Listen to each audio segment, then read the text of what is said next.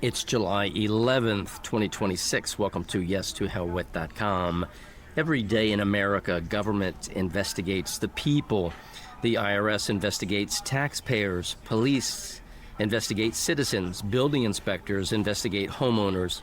Health departments investigate businesses. Game wardens investigate hunters and fishermen. Child Protective Services investigates parents. Environmental agencies investigate landowners. Everywhere you look, government investigates the people. But here's the question that we need to ask: who investigates the government? Think about that. If government possesses the authority to investigate you, who possesses the constitutional authority to investigate government? Not another bureaucracy, not another agency, not another commission, not another inspector general who ultimately reports back to the same system. Who represents the people? The answer should surprise you. It is the sheriff, the county sheriff. Not as a law enforcement officer, not as an administrator, not as a collector of taxes, not as the enforcer of every regulation that passes across his desk, but as the constitutional officer of the county.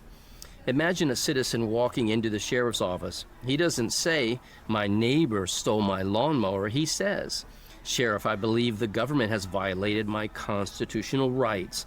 What should happen next?" Today, nothing. The citizen is referred to somewhere else, to another agency, another office, another court, another bureaucrat. Government sends him to government. But ask yourself, if government investigates itself, who is actually protecting the people? The Constitution never intended government to become accountable only to itself.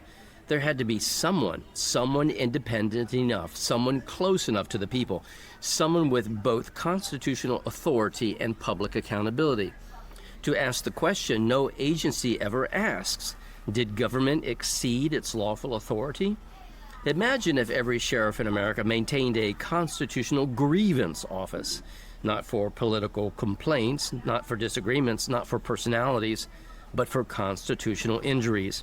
Every complaint would begin with the same questions. What government action occurred? What right do you believe was burdened? What constitutional authority justified that action? Was the action proportional? Was due process observed? Was there another less intrusive means? Suddenly, government would no longer be investigating only the people. The people, through their constitutional sheriff, would be investigating government. Do you see how dramatically that changes the relationship? The sheriff is no longer reacting after liberty has been lost. He is preserving constitutional boundaries before they disappear.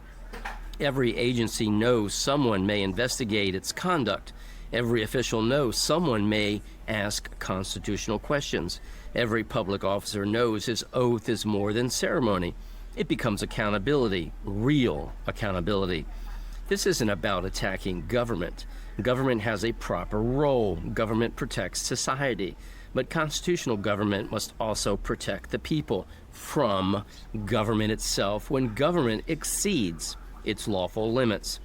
This is not hostility toward government. This is constitutional fidelity.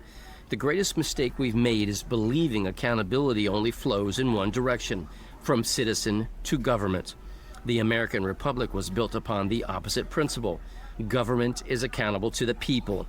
And if no constitutional officer is willing to investigate government conduct, then the government slowly becomes accountable only to itself.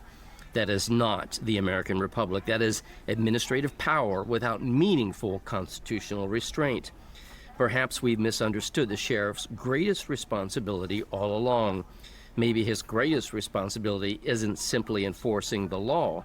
Maybe it is ensuring that government itself remains under the law, not by politics or speeches or campaigns, but by constitutional investigation, asking difficult questions and protecting peaceful citizens, by defending the constitutional limits the sheriff swore to uphold.